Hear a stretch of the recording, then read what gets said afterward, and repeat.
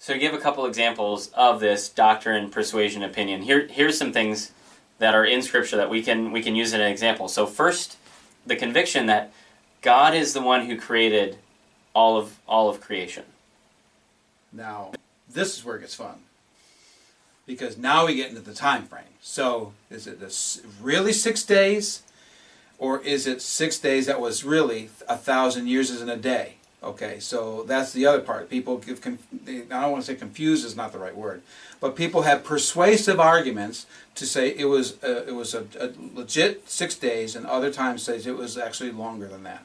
We're not even talking about the gap theory.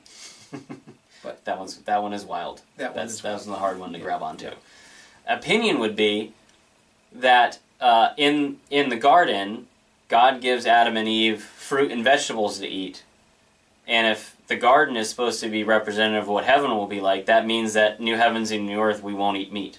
Which is really unfortunate, if that is true, in my opinion. So another example would be the end times discussion. So the conviction is that Jesus is returning. So then the middle part of that is the most challenging piece, because we know there's going to be a millennial reign, but will this be a premillennial reign? Will this be another type of millennial reign, shall we say?